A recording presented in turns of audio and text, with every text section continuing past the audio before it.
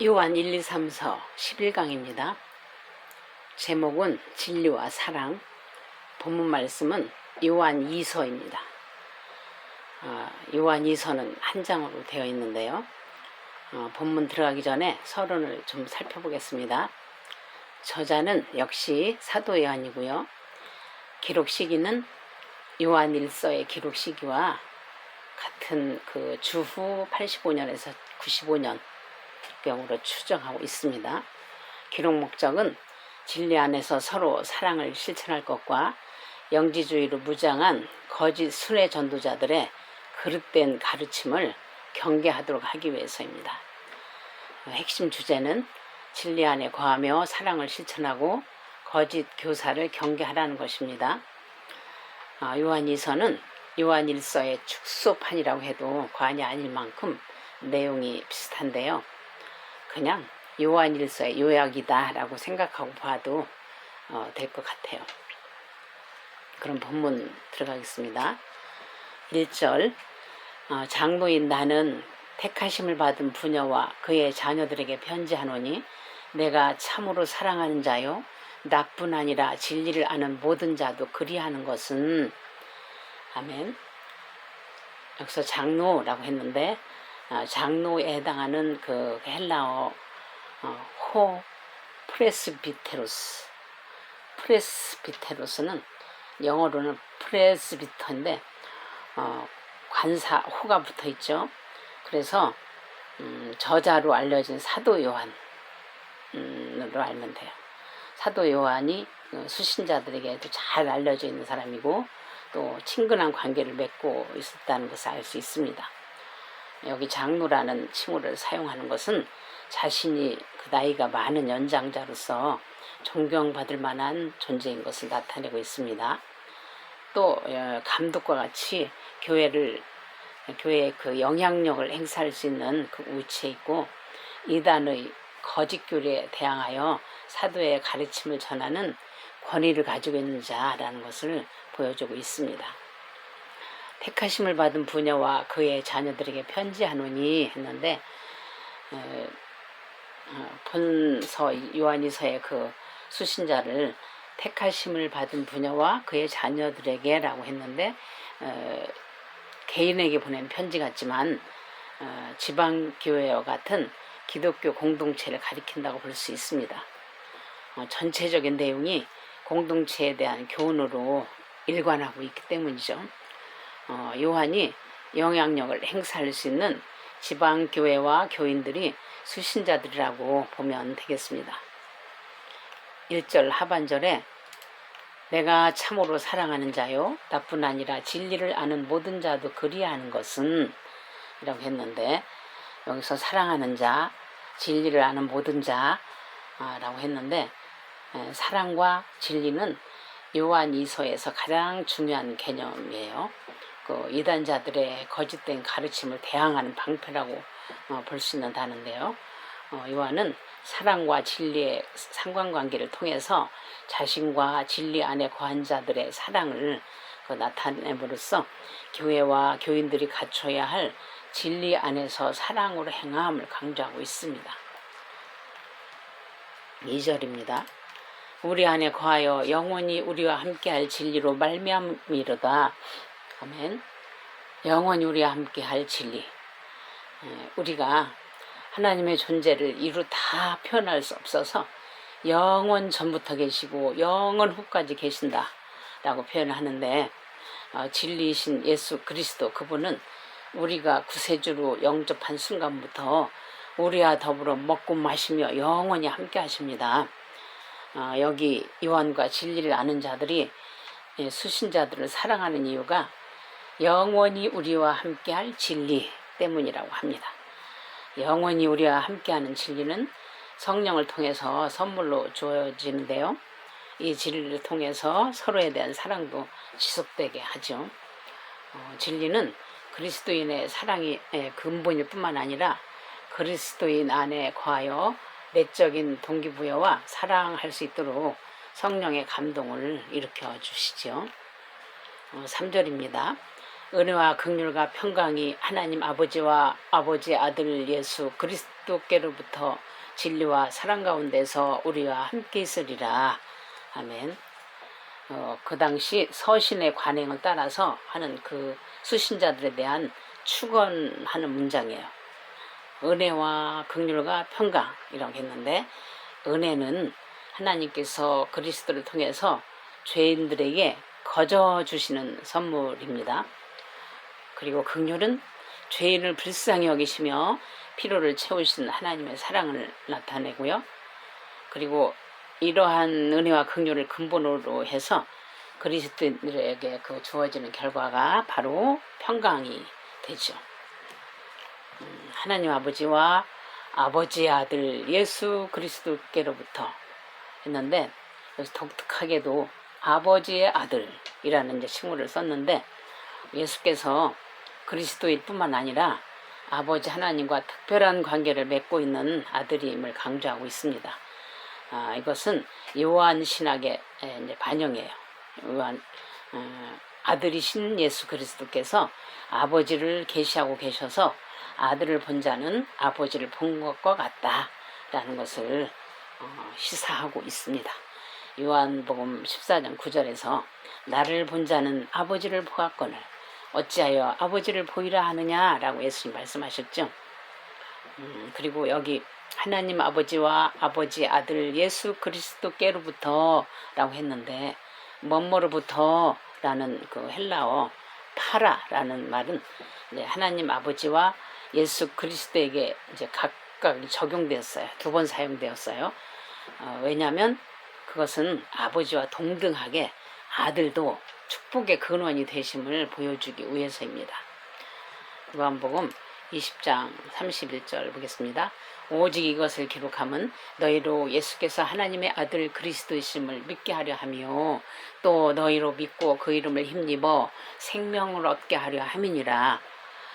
요한일서 2장 23절 아들을 부인하는 자에게는 또한 아버지가 없으되 아들을 시인하는 자에게는 아버지도 있느니라 했습니다.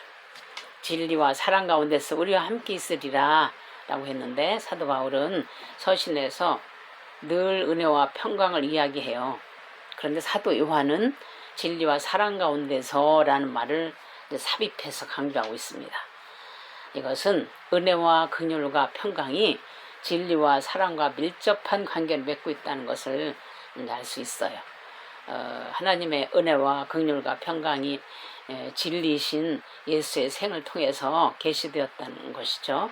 그리고 그리스도의 구속사역을 통해서 드러난 그 사랑 안에서 나타내 보여주었다는 것을 시사하고 있습니다. 하나님은 관념 속에 갇혀있는 진리와 사랑이 아니라 실제로 볼 수 있고 만질 수 있고 움직이며 일할 수 있는 것을 이제 우리가 볼 수 있는데, 그런 이제 생명체로서 보여주셨습니다. 요한일서 4장 9절 10절을 보겠습니다. 하나님의 사랑이 우리에게 이렇게 나타난 바 되었으니 하나님이 자기의 독생자를 세상에 보내심은 그로 말미암아 우리를 살리려 하심이라. 사랑은 여기 있으니 우리가 하나님을 사랑한 것이 아니요 하나님이 우리를 사랑하사 우리 죄를 속하기 위하여 화목제물로 그 아들을 보내셨습니다. 했는데 이러한 진리와 사랑을 통해서 수신자들이 이단자의 거짓 교리에 이제 대처해 나갈 수 있고, 또 진리 안에서 사랑할 수 있고, 또 사랑을 통해서 진리를 유지할 수 있게 하죠. 4절입니다. 너희 자녀들 중에 우리가 아버지께 받은 계명대로 진리를 행하는 자를 내가 보니 심히 기쁘도다. 아멘. 너희 자녀들은 누구들을 지칭한 것일까요? 교회가 그 이단의 거짓 교리에 의해서 이제 어려워지고, 또 대다수의 사람들이 또 그 교리를 따르게 되었을 때 진리와 사랑 가운데 있었던 몇몇 사람을 말합니다. 우리가 아버지께 받은 계명대로 했는데, 그리스도인들이 아버지 하나님으로부터 받은 계명이 뭐예요? 예수 안에서 믿고 서로 사랑하는 것을 가리키죠. 진리를 실행하여 서로 사랑하는 것을 보니 기쁘다는 겁니다. 진리가 관념 속에만 있는 것이 아니라 행함으로 나타난 바 되었을 때 기쁜 것입니다. 진리의 본체이신 예수 그리스도께서 하나님 아버지의 기뻐하시는 일을 행함으로 홀로 버려두지 않으셨다고 했습니다. 요한일서 3장 23절에 그의 계명은 이것이니 곧 그 아들 예수 그리스도의 이름을 믿고 그가 우리에게 주신 계명대로 서로 사랑할 것이니라 했는데, 요한은 예수 그리스도의 이름을 믿고 서로 사랑하라고 강조하는데, 진리와 사랑은 신실한 그리스도인들이 지녀야 할 삶의 특징이죠. 5절입니다. 부녀여 내가 이제 네게 구하노니 서로 사랑하자. 이는 새 계명같이 네게 쓰는 것이 아니요 처음부터 우리가 가진 것이라. 아멘. 이 구절은 요한일서 4장 21절을 반영하고 있습니다. 요한일서 4장 21절을 다시 보면 우리가 이 계명을 주께 받았나니 하나님을 사랑하는 자는 또한 그 형제를 사랑할지니라 라고 했죠. 서로 사랑하는 것은 하나님의 명령에 대한 그리스도인의 자발적인 순종으로 이루어지는 것입니다. 이 계명은 새로 만들어주는 것이 아니라 처음부터 주어진 것인데, 그러니까 서로 사랑하라는 것은 그리스도인이 된 순간부터 실행해야 할 의무로 주어지는 것입니다. 6절입니다. 또 사랑은 이것이니 우리가 그 계명을 따라 행하는 것이요 계명은 이것이니 너희가 처음부터 들은 바와 같이 그 가운데서 행하라 하심이라. 아멘. 여기서 말하는 사랑이 어떤 사랑인가 애매하게 느껴지신다면 하나님에 대한 사랑과 사람에 대한 사랑 둘 다를 의미한다고 보면 됩니다.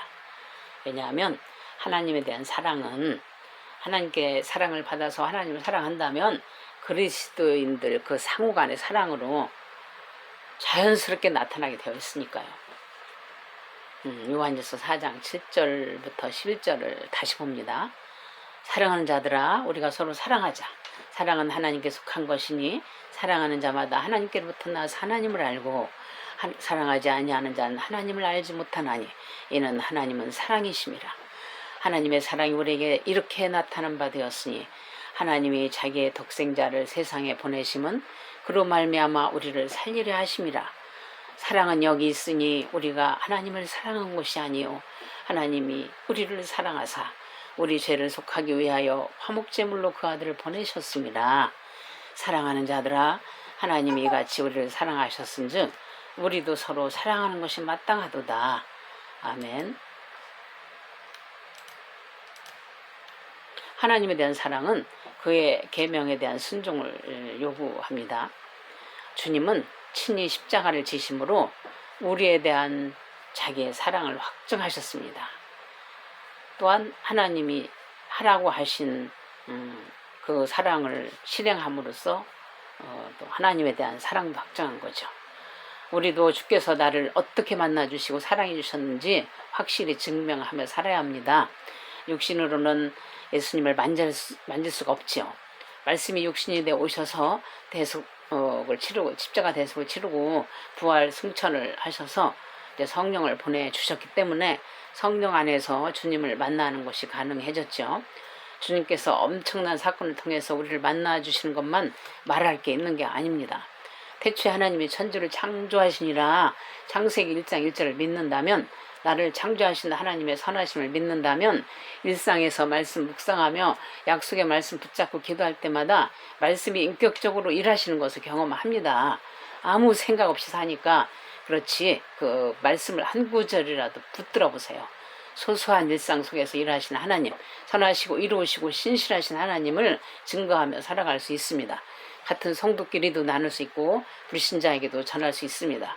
죽을 병이 고침받은 것만이 아니라 모든 문제가 해결된 것만이 아니라 하나님을 100% 신뢰한다면 소소하게 함께해 주신 하나님을 얼마든지 전하며 주님을 자랑하며 복음을 전파할 수 있습니다.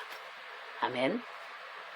그리고 계명을 따라 행한다는 것은 헬라어에 이제 행하라라는 이제 페리파테테가 이제 문자적으로는 걷는다라는 뜻인데 생활을 통해서 사랑의 계명을 충실히 행하는 것을 의미합니다. 그 계명을 행하는 삶은 어둠에 다니지 않고 빛 가운데 거하는 삶을 살기 때문에 하나님과 함께 더불어 살아가는 삶이 되겠죠. 7절입니다. 미혹하는 자가 세상에 많이 나왔나니 이는 예수 그리스도께서 육체로 오심을 부인하는 자라. 이런 자가 미혹하는 자요 적그리스도니. 아멘. 6절은 요한일서 2장 23절 27절 그리고 4장 1절로 3절을 반영하고 있습니다. 요한일서의 축소판이니까 그렇죠. 미혹하는 자가 세상에 많이 나왔나니 했는데 진리 안에 똑바로 걸어가는 사람은 적었다는 겁니다. 많이라고 했는데 4절하고 비교를 해보면 4절에 너희 자녀들 중에 우리가 아버지께 받은 계명대로 진리를 행하는 자를 내가 보니 심히 기쁘도다 라고 했는데 개역개정 한글에선 진리를 행하는 자에 대해서 많다 적다라는 말이 없는데요. NIV 영어 성경에서 보면 그것을 이제 해석을 해서 보면 우리가 아버지께로부터 계명을 받은 대로 진리 안에 걸어가는 너희 자녀들 몇몇을 발견하는 것이 나는 엄청나게 기뻤다라는 것인데 여기 진리 안에서 걸어가는 자녀들은 그저 몇 명이라고 했는데 정말 그에 비해서 미혹하는 자를 따라 그리스도의 성육신을 부인하는 자들이 매우 많았다는 것을 보여주고 있습니다. 매니라고 안 하고 썸이라고 한 것을 보면 그렇습니다. 7절 다시 읽어봅니다. 미혹하는 자가 세상에 많이 나왔나니 이는 예수 그리스도께서 육체로 오심을 부인하는 자라. 이런 자가 미혹하는 자요 적그리스도니 라고 했죠. 이단들은 자신들의 무리를 형성하기 위해서 교회에서 나와서 집단을 이루고 기존 교회를 파괴하는 일을 합니다. 8절입니다. 너희는 스스로 삼가 우리가 일한 것을 잃지 말고 오직 온전한 상을 받으라. 아멘. 온전한 상은 헬라어로 미스돈 플레레인데 유대적인 표현이에요. 룻기 2장 12절에서 보면 보아스가 룻에게 여호와께서 네가 행한 일에 보답하시길 원하며 이스라엘의 하나님 여호와께서 그의 날개 아래의 보호를 받으러 온 네게 온전한 상 주시길 원하노라 라고 이제 축복의 말을 합니다. 신약 성경에서는 그리스도인들의 그 신실한 봉사에 대한 보상을 가리키고 있습니다. 여기 8절에서 온전한 상은 그리스도인이 신실하게 행한 진리와 사랑에 대한 응답으로 하나님께서 주시는 온전한 영생의 보상을 의미합니다. 베드로전서 1장 9절 봅니다. 믿음의 결국 곧 영혼의 구원을 받음이라 했어요. 믿음은 끝까지 지켜야 하고 믿음의 결국은 영혼의 구원받음입니다. 요한일서 4장 14절로 16절을 보면 아버지가 아들을 세상의 구주로 보내신 것을 우리가 보았고 또 증언하노니 누구든지 예수를 하나님의 아들이라 시인하면 하나님이 그의 안에 거하시고 그도 하나님 안에 거하느니라. 하나님 우리를 사랑하시는 사랑을 우리가 알고 믿었노니 하나님은 사랑이시라. 사랑 안에 거하는 자는 하나님 안에 거하고 하나님도 그의 안에 거하시느니라 했습니다. 9절을 봅니다.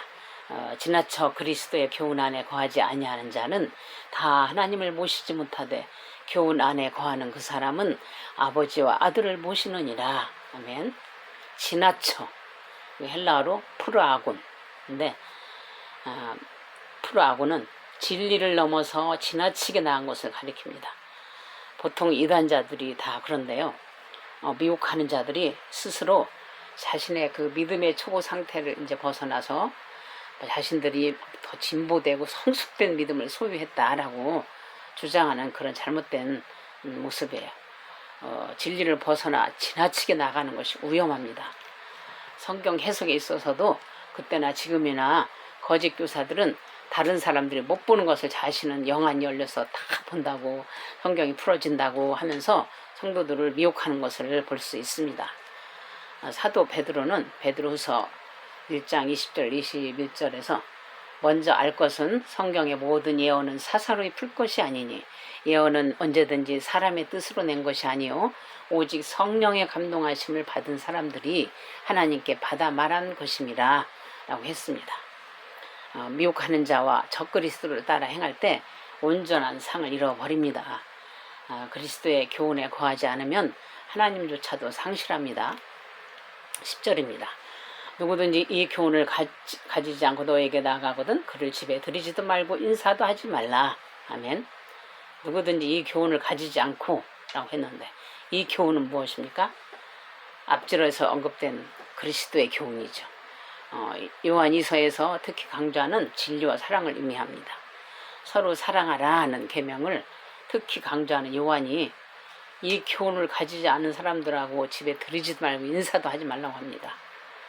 신약 성경에서 집은 일반적으로 하나님을 예배하기 위하여 그리스도인 공동체가 만난 그 장소였죠. 교회 개념입니다.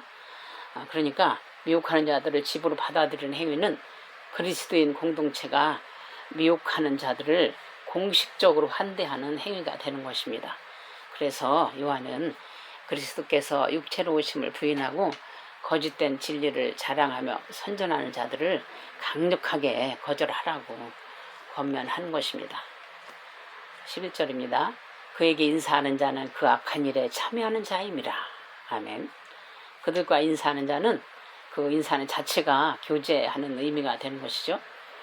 그들과 교제하는 것은 그들이 저지른 악한 일, 특히 교리적으로 그리스도께서 육체적으로 오심을 부인하는 그 죄와 또 윤리적으로 타인의 고난에 참여하는 사랑의 중요성을 부인하는 그런 죄를 초래하게 되는 거죠. 이러한 행위에 참여하다가는 온전한 상을 잃을 뿐만 아니라 하나님조차도 잃어버리고 영원한 파멸의 길로 가게 되기 때문에 금하는 거죠. 한 사람이 두 주인을 섬길 수 없습니다. 12절입니다. 내가 너에게 쓸 것이 많으나 종이와 먹으로 쓰기를 원하지 아니하고 오히려 너에게 가서 대면하여 말하려 하니 이는 너의 기쁨을 충만하게 하려 함이라. 아멘. 서신으로 직접 대면하여 서신으로 보는 것보다는 직접 얼굴을 보며 이제 교제를 나누는 게 더 반갑고 실감나는 교제가 되죠. 직접 수신자들을 만나 하나님과 교제를 바탕으로 이루어지는 그 그리스도인의 그 교제는 기쁨으로 충만한 교제가 될 수 있습니다. 13절입니다. 택하심을 받은 네 자매의 자녀들에게 내게 문안하느니라 했는데 1절에서 이제 택하심을 받은 부녀와 그의 자녀들에게 편지한다고 했는데 서신의 끝 인사로 처음에 나타난 인사와 이제 병행을 이루고 있습니다. 이렇게 요한이서를 마무리 이제 하겠습니다. 요한이서는 요한일서의 요약이고 축소판이라고 해도 과언이 아니다 라고 했죠. 요한일서를 정리해두는 역할을 한 것 같아요. 다음 12강에서는 요한 3서로 진리와 사랑을 실천하며 기도로 영적인 싸움에서 승리하시길 축복합니다. 아멘.